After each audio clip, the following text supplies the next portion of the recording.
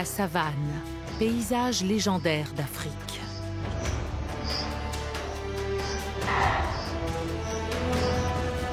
Théâtre où se déroulent les plus grands drames de la nature.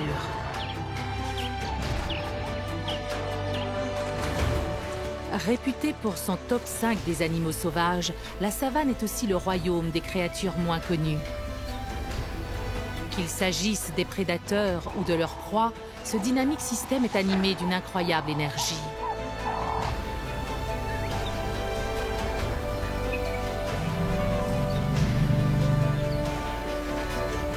Chaque espèce a un rôle à jouer dans ce réseau unique de la vie.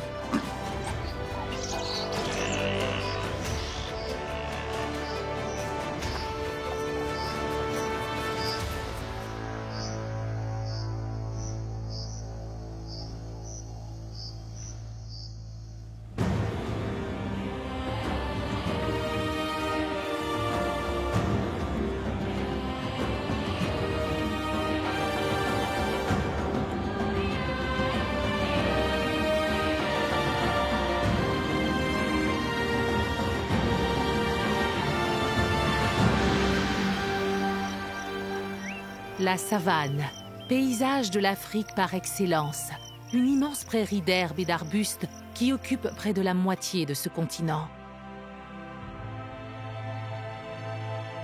En Afrique, la savane couvre une superficie de plus de 30 millions de kilomètres carrés, traverse 27 pays et continue bien au-delà. La savane occupe aujourd'hui 20% de la surface de la planète.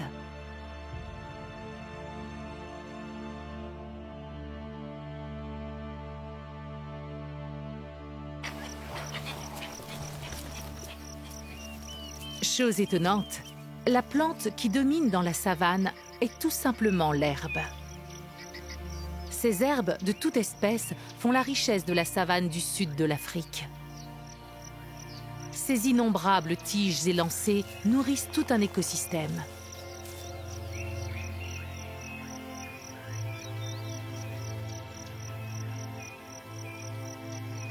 La savane est un réseau complexe de vie, couvrant tout l'éventail de la chaîne alimentaire, depuis la plante au niveau inférieur jusqu'au prédateur à son sommet.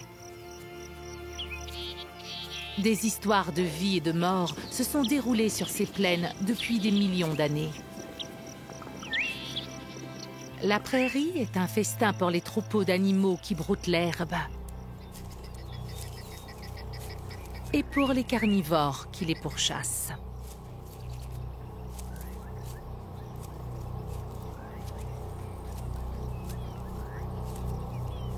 Les lions sont les grands chasseurs de la savane.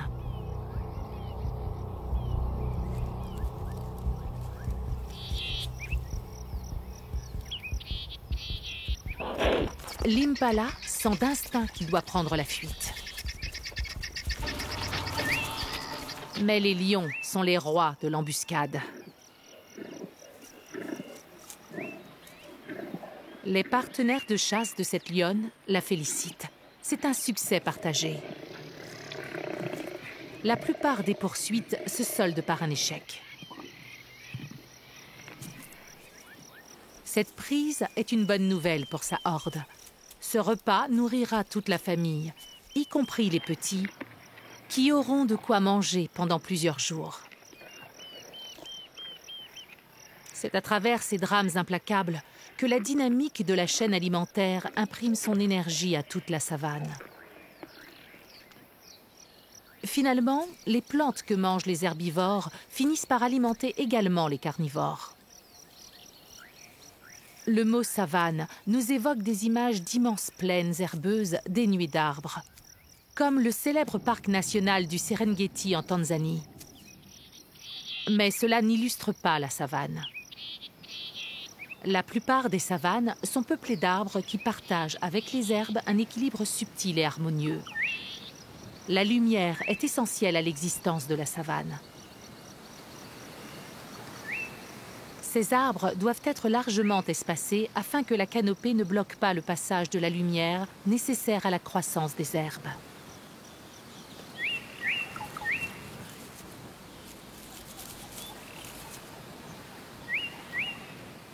D'autres ingrédients sont essentiels, des températures douces tout au long de l'année qui culminent durant la saison chaude. Et pour finir, des pluies d'été.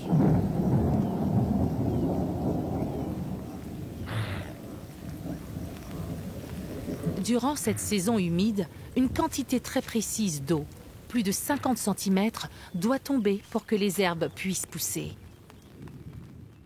Enfin et surtout, la savane dépend de ces animaux qui, en broutant l'herbe, favorisent l'apparition de nouvelles pousses.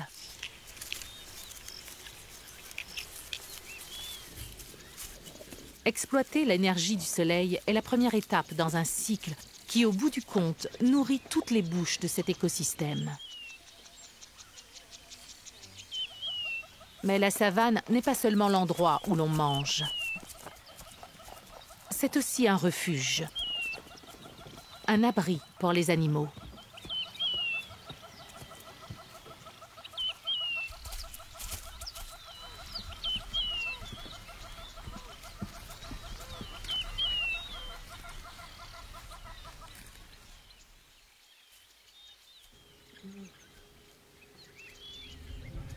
Parmi toutes les créatures qui jouent un rôle dans ce paysage, aucune n'est plus importante que les éléphants.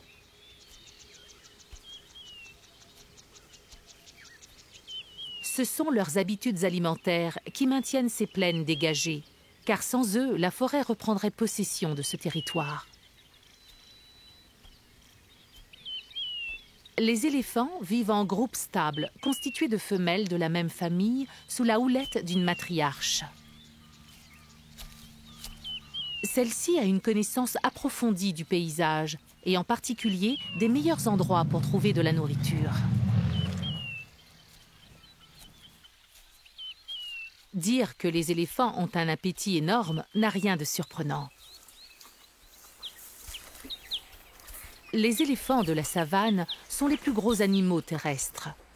Une femelle adulte pèse plus de 3 tonnes.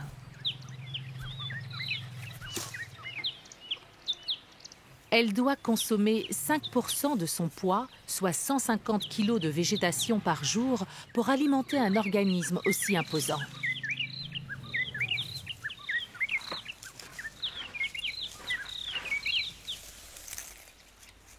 Les éléphants passent jusqu'à 16 heures par jour à manger tout ce qu'ils trouvent. Des herbes, des buissons et même des arbustes tout entiers.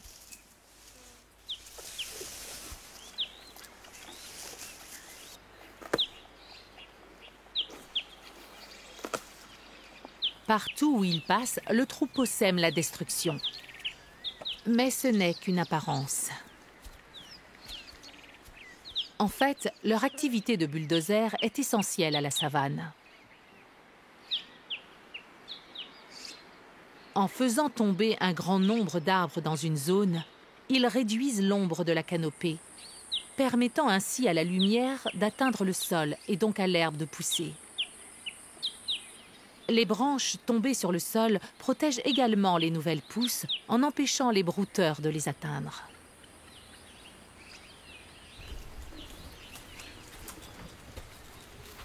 L'action des éléphants renouvelle les herbes et, chose surprenante, bénéficie également aux arbres abîmés.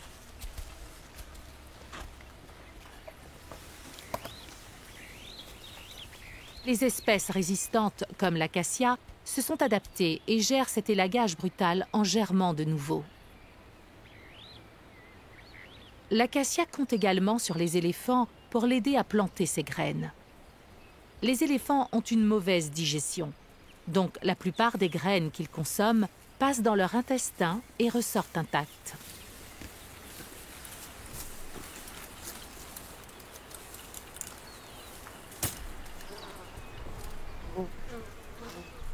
Leurs excréments sont tellement riches en minéraux qu'ils constituent le terreau idéal pour faire germer les graines d'acacia.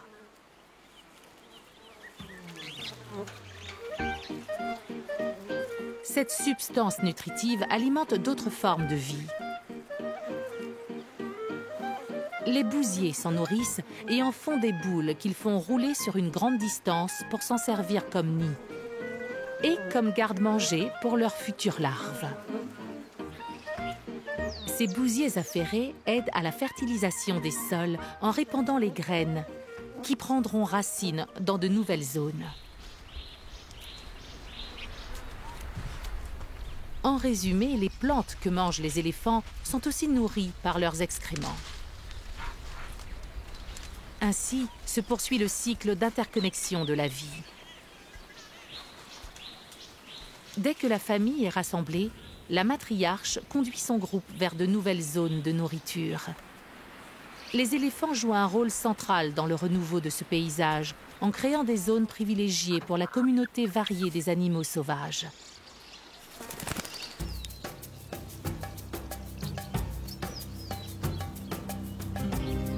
L'Afrique abrite la plus grande concentration d'antilopes au monde, et la plupart vivent dans la savane. Les gnous, qui vivent dans larges troupeaux, consomment des herbes riches en phosphore et en azote.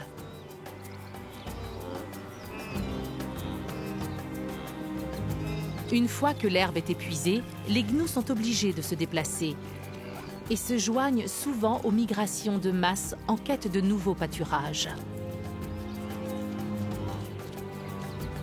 Les gnous vivent en troupeau afin de se protéger contre les prédateurs. Ils s'associent souvent avec d'autres brouteurs comme le zèbre. Chose intéressante, il y a peu de compétition pour la nourriture entre ces espèces, car leurs habitudes alimentaires sont différentes.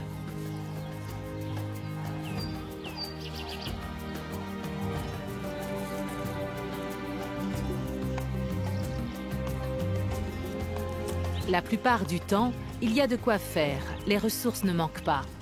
Mais le paysage est en train de changer.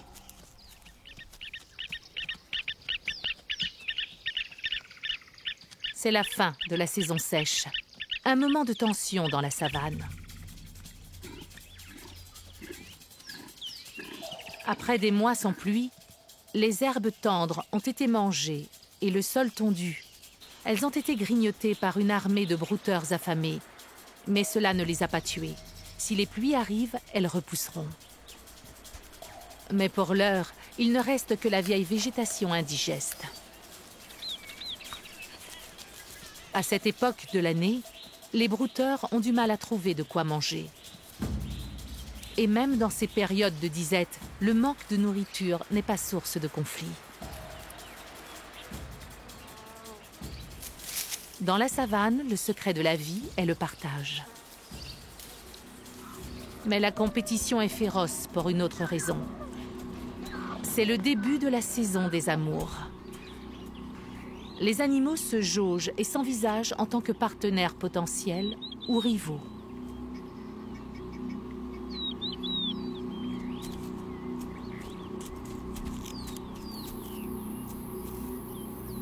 Les prédateurs guettent et feront leur marché parmi les plus faibles, et les charognards viendront récupérer les restes.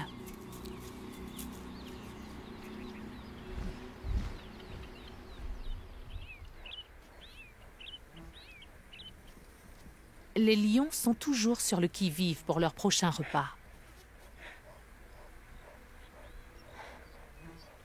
Ils vivent en groupe, que l'on appelle hordes, composés de femelles de la même famille et des mâles dominants de leur zone.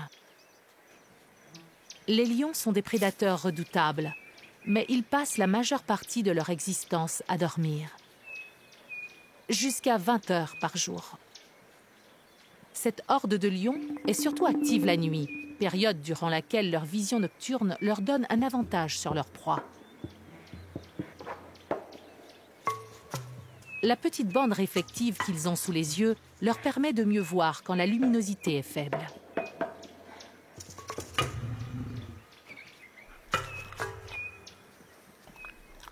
Mais pour le moment, ils en font le moins possible.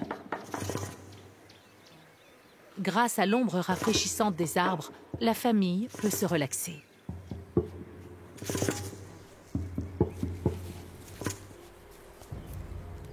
Mais leur tranquillité sera de courte durée. La compétition est féroce parmi les carnivores de la savane. Tous mangent de la viande qui n'est pas évidente à tuer.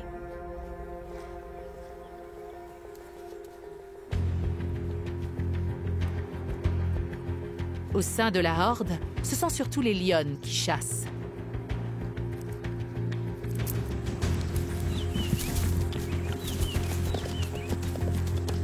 Mais même le travail d'équipe ne garantit pas la prise.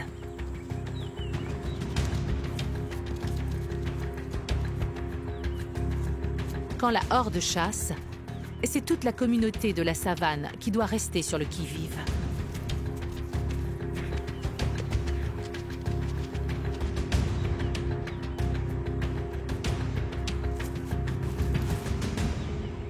Le rhinocéros adulte, lui, n'a pas grand-chose à craindre. Comme beaucoup de mammifères brouteurs, l'herbe est son domaine. Dépourvu d'incisives, il utilise ses puissantes lèvres plates pour engloutir l'herbe rase, qu'il mâche ensuite avec ses molaires.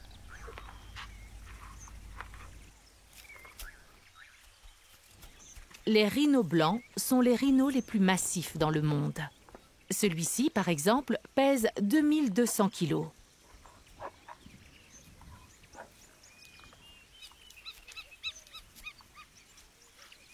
Cette femelle est accompagnée de son junior, qui a 6 ans. Mais le danger est proche en la personne de ce mâle imposant. En général, les femelles se tiennent à l'écart. Les mâles peuvent attaquer tout ce qui se met entre eux et une fiancée potentielle. Même un très jeune rhino.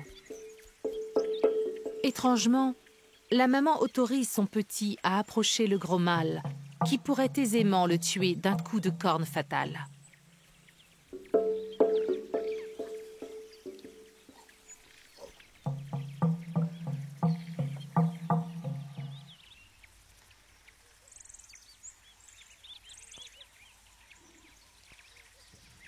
Mais la réaction du mâle envers le petit effronté qui ose s'approcher est très surprenante.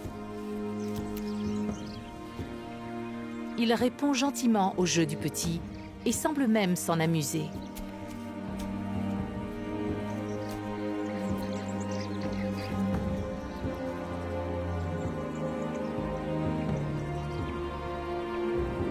Les mâles rhinos passent la majeure partie de leur vie en solitaire, mais ils tolèrent parfois l'intrusion d'un mâle plus faible sur leur territoire.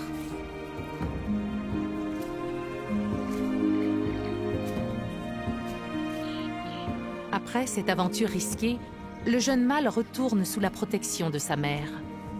C'est elle la clé de sa survie dans la savane durant les 2 premières années de son existence.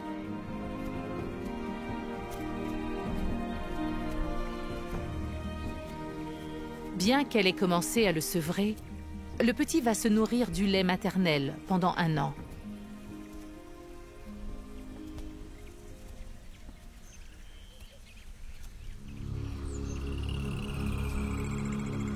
Les rhinos adultes n'ont pas de prédateurs naturels, car ils sont massifs, ont la peau dure et une arme efficace.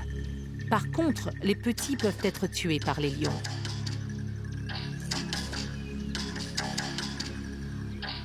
Les rhinos ont la vue basse et font confiance à leur ouïe et à leur odorat prodigieux pour détecter les menaces à distance.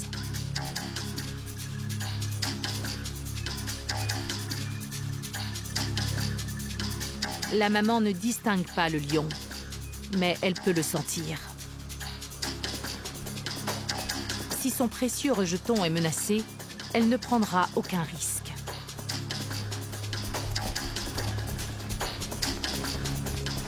Les rhinos peuvent charger à une vitesse de 40 km/h et provoquer un choc fatal.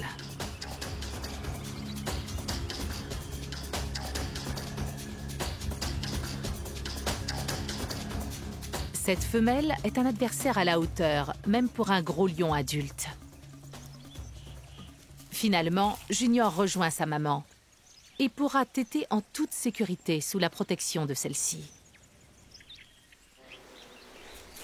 Le buffle est l'une des proies favorites du lion. Les jeunes sont un gibier facile et même les adultes finissent sous la dent du félin. Pour se protéger, les buffles vivent en larges troupeaux au sein d'une société complexe et changeante de mâles et de femelles.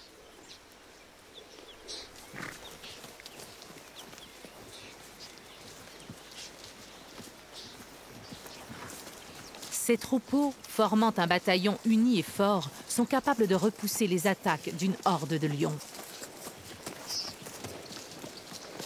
Mais ces troupeaux sont également la cible de créatures plus petites qui cherchent à se repaître de leur sang. Une invasion de parasites fourmille sur leur peau. Et les cornes du buffle ne peuvent rien contre les assauts des insectes voraces. Mais les buffles ont développé une stratégie de défense. S'allier avec le pique-bœuf à bec rouge. Ces oiseaux nettoyeurs picorent les puces, les tiques et les essaims de mouches. Ils débarrassent les buffles des insectes qui les tourmentent et profitent en échange d'une provision constante de nourriture. Là où va le troupeau, va le pique-bœuf.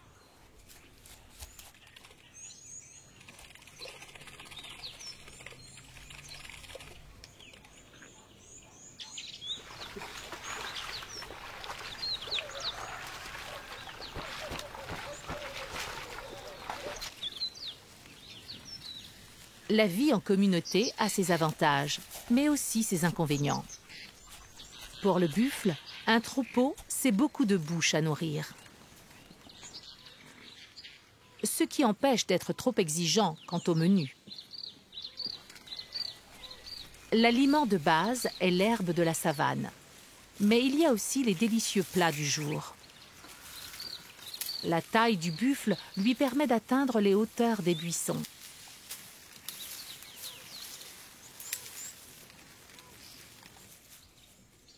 La plus grande antilope du monde, l'élan, est un autre spécialiste de la savane. Les mâles ont la taille d'un homme, environ 1,60 m au garrot, mais sont 10 fois plus lourds. Comme le buffle, l'élan se nourrit d'un mélange d'herbes et de feuilles.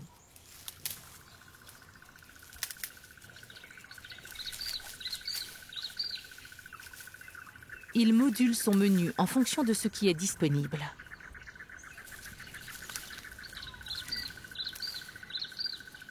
Cet animal présente une étonnante singularité. Sa démarche est accompagnée d'un cliquetis. Ce cliquetis illustre la position dominante. Plus gros est l'élan, plus grave est le son du cliquetis.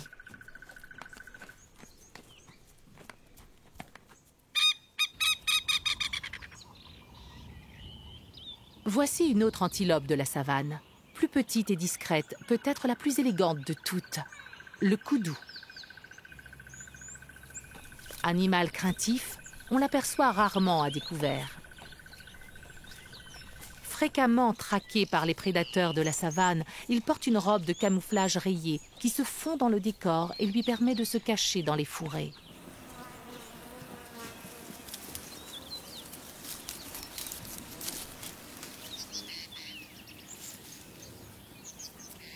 Comme tous les ruminants, il lui faut mâcher son herbe. Chaque bouchée est mâchée, avalée, régurgitée et mâchée à nouveau.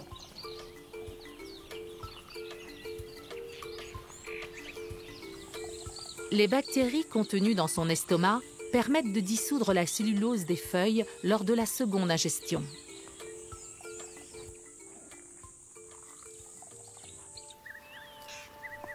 Comme le koudou dans son abri de feuillage, tous les animaux de la savane doivent leur existence à la variété des habitats que recèle cet extraordinaire paysage. La savane est l'un des macro-écosystèmes les plus riches du monde. Elle présente une infinie variété de plantes, dans certaines zones, plus de 5000 espèces. Parmi les plantes de la savane qui honorent le paysage, on trouve le robuste acacia. Ce produit de la savane ne sert pas seulement de nourriture à l'éléphant. C'est aussi l'un des mets favoris d'une autre icône animale, la girafe, le plus grand animal à la verticale.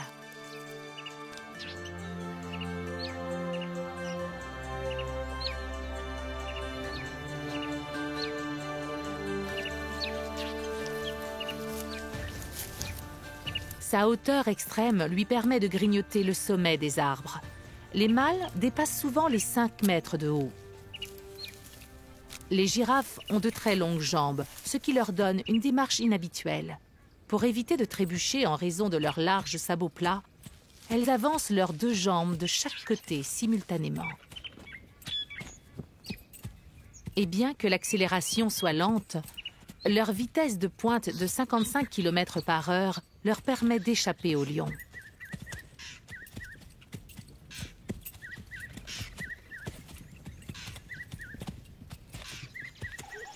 Leur stature les protège des prédateurs, mais leur permet aussi d'accéder aux plus tendres pousses de la canopée.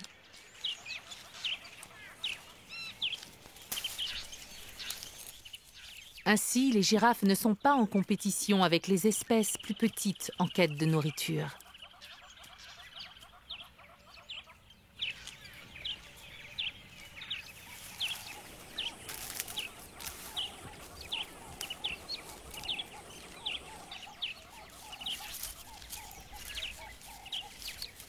Leur cou n'est pas leur seul avantage. Elles ont également une langue agile de 45 cm qui facilite encore la saisie. Les épines, défenses habituelles des acacias, ne les découragent pas. Mais ces arbres ne sont pas entièrement à la merci des girafes. En fait, l'acacia se défend de façon surprenante.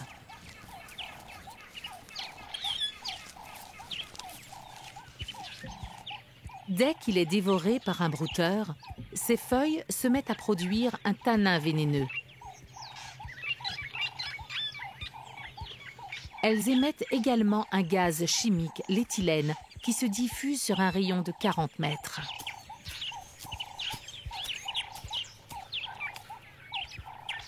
Étrangement, les scientifiques ont découvert que l'acacia avait un coup d'avance sur la girafe.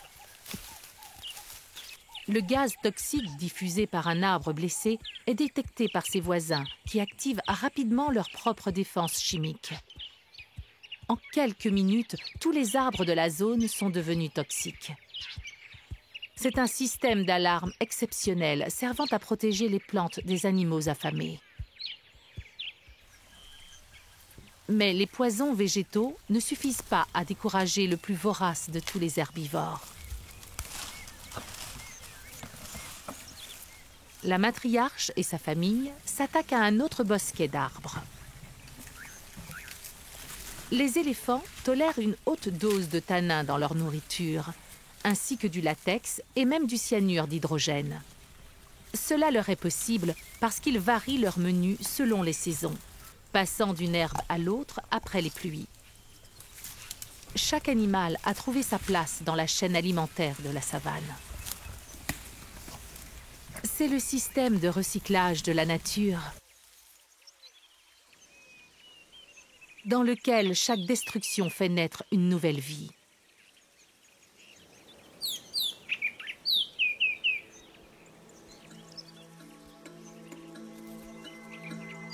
À la fin de la saison sèche, c'est le déferlement de la testostérone.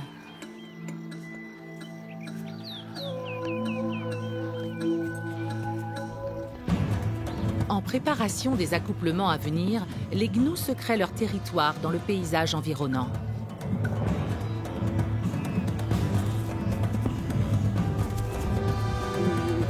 Le rut a commencé. Chaque mâle défend son petit carré d'herbe.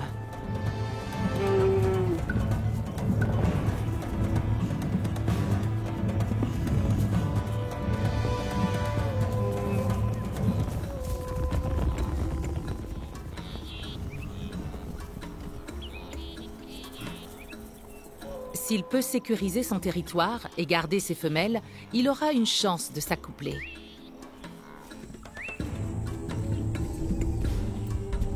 Dans les troupeaux de buffles, les mâles rivalisent aussi pour grimper dans la hiérarchie.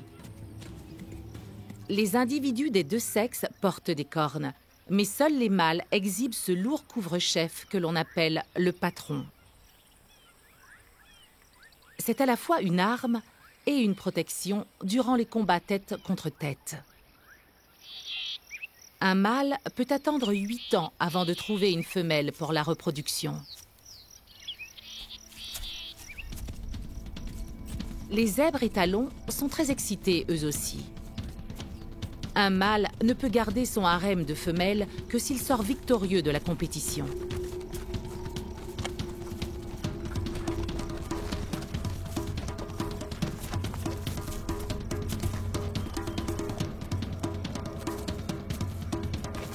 L'adversaire lui piquera son harem s'il gagne ce duel. Avec un tel enjeu, l'étalon ne peut pas refuser l'affrontement.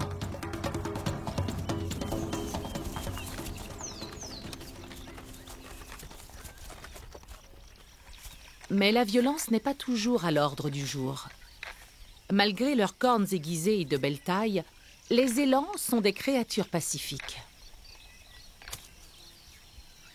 La position dominante des mâles ne dépend pas d'un combat, mais d'un ordre hiérarchique très strict. Ce sont des caractéristiques subtiles, comme la taille du fanon, cette peau épaisse qui pend sous le menton, ou la taille des cornes qui ouvriront l'accès aux femelles.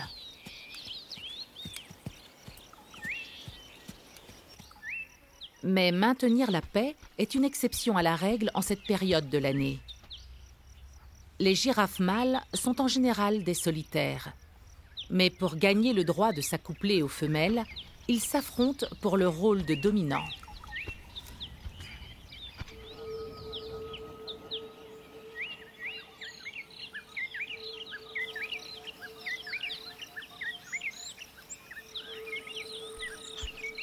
La seule façon de désigner le plus fort est un duel de coups.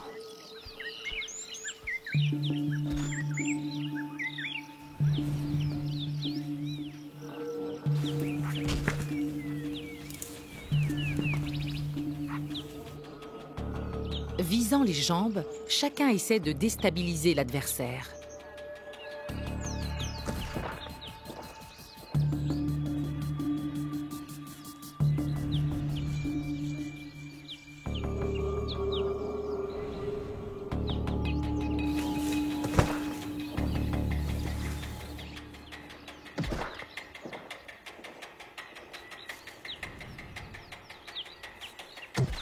La tête d'un mâle est une boule de démolition de 30 kg au bout d'un long coup fort et flexible.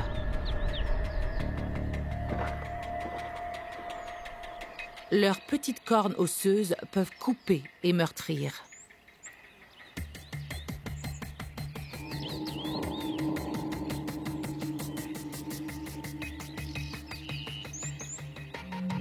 Les combats de girafes peuvent durer une demi-heure et provoquer des blessures importantes. Il y a parfois des fractures de mâchoire et de cou. Mais les combats sont rarement mortels. Cette fois-ci, le vainqueur est évident.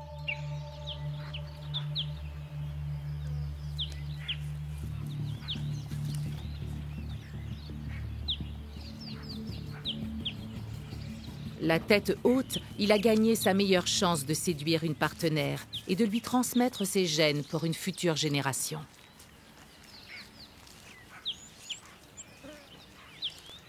Séduire une femelle est son prochain défi.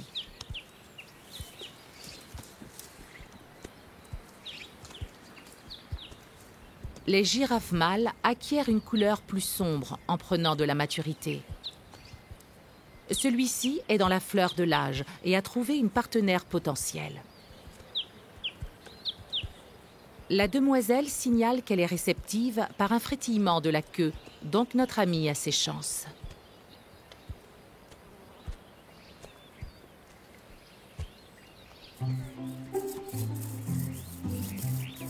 Ce n'est pas par hasard si la communauté de la savane se reproduit à la même période. Pour de nombreuses espèces, la naissance d'une nouvelle génération coïncide avec la saison des pluies. Grâce aux pluies bienfaisantes qui s'annoncent, la savane va se couvrir de ces nouvelles herbes qui sont vitales pour alimenter tous les nouveaux bébés affamés. Les prédateurs, eux, se reproduisent tout au long de l'année, ce qui leur permet d'avoir des petits en abondance. Le taux des naissances chez les lions monte en flèche quand le nombre des jeunes proies vulnérables se multiplie.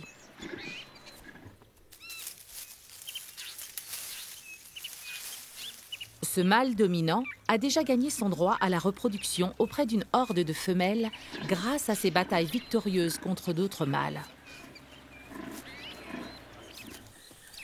Il tient la concurrence à l'écart en marquant le territoire de son odeur.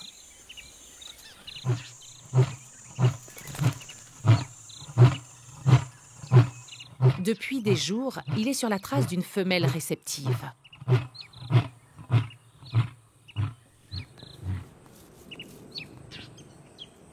Ces deux-là se sont isolés du reste de la horde depuis 48 heures. Et ils s'accouplent régulièrement tous les quarts d'heure.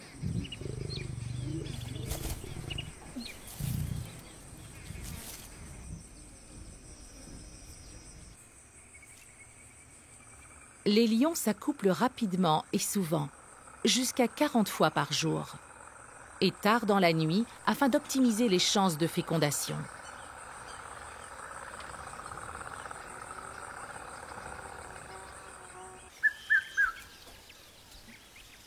Et puis, la femelle retourne vers la horde. Si elle a été fécondée, elle mettra bas dans 3 mois.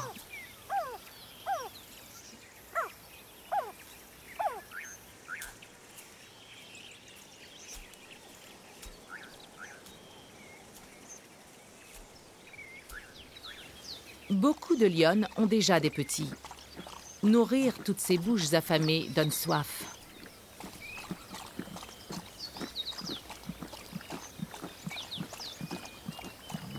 Au sein de la horde, les femelles synchronisent souvent leurs activités de mère, partageant la garde des enfants et même le temps d'allaitement. Les lionceaux du même âge survivent mieux ainsi, car étant de la même taille, ils ont un même accès à la nourriture. À 11 mois, les jeunes sont autorisés à se joindre aux adultes pour la chasse.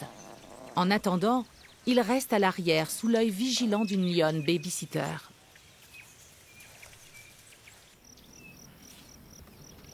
La saison des amours épuise l'énergie de toutes les espèces. Surtout vers la fin de la saison sèche où la nourriture est de faible qualité. Depuis quelques mois, les éléphants voyagent à travers un paysage constamment desséché. En cette période de l'année, 70% de leur nourriture est constituée d'arbustes et de buissons.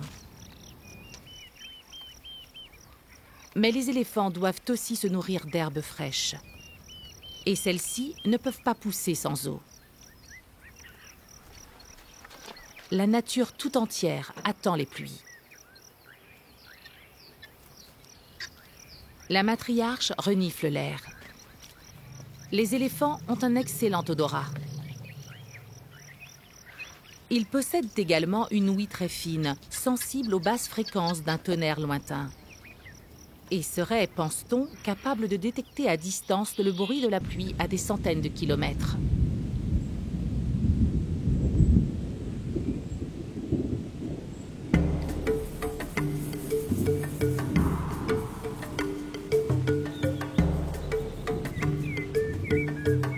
La pluie, ingrédient essentiel au renouveau de la savane.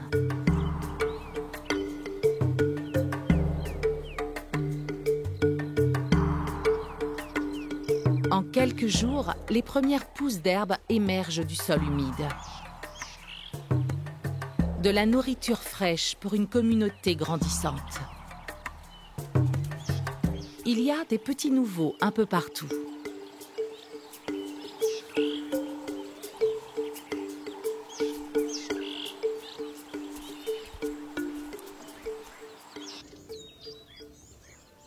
loin, dans la plaine, les antilopes damalisques à front blanc donnent naissance à leurs bébés. Depuis le ciel, l'aigle de Véro a repéré cette activité. Une antilope adulte est trop grosse pour être capturée par les rapaces, mais les nouveau-nés sont vulnérables.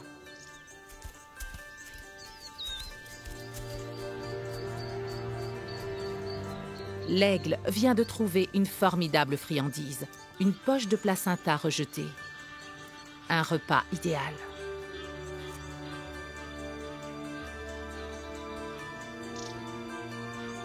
Les aigles de Véro sont en couple pour la vie et Madame a également faim.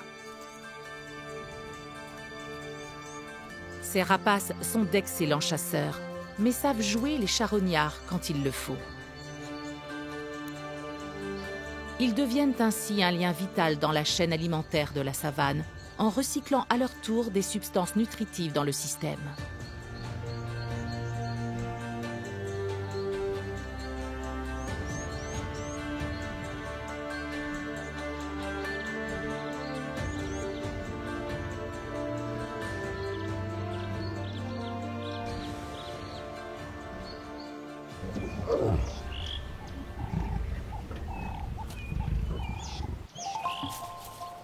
Il y a de nouvelles recrues dans la horde des lions.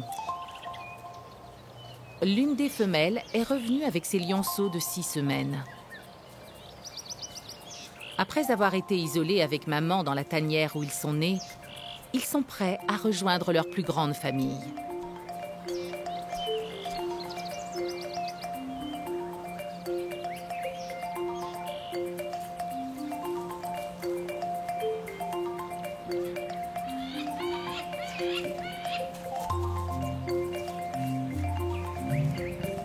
Pour les jeunes femelles qui vont rester toute leur vie dans la horde, c'est le début d'une longue relation communautaire.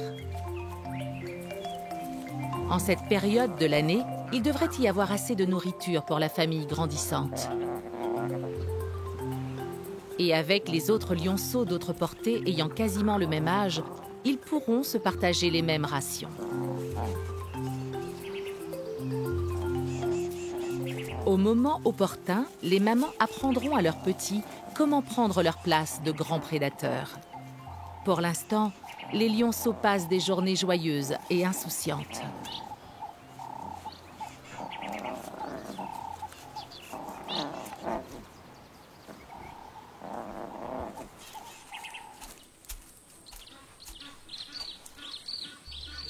La saison des pluies a déversé de l'eau en quantité et les points d'eau sont à leur plus haut niveau.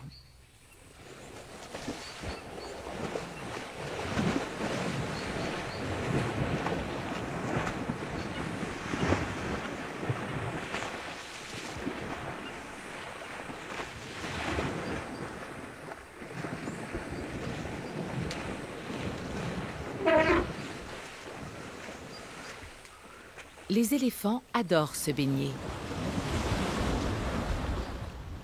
La matriarche et sa famille s'immergent avec délice.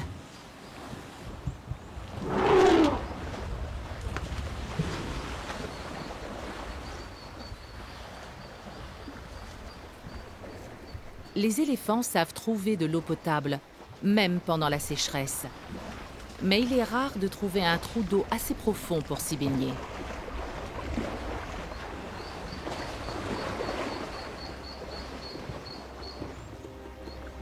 Le bain est un rituel dans la toilette des éléphants qui implique également de se frotter contre les arbres pour se débarrasser des peaux mortes et des parasites.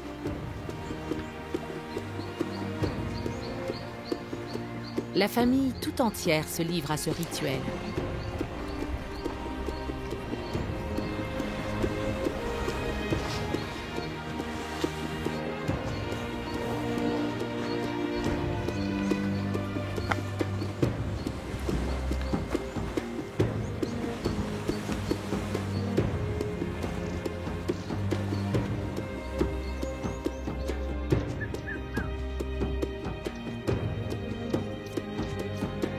La savane occupe le cœur d'une Afrique indomptable.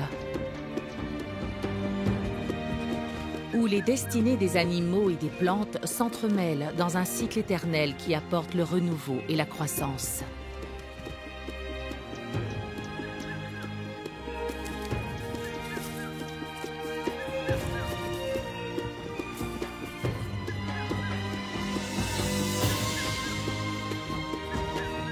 Maintenant qu'il est vert et bien arrosé, le paysage va nourrir ces animaux pendant les mois à venir, créant l'énergie nécessaire pour alimenter le brillant réseau de la vie.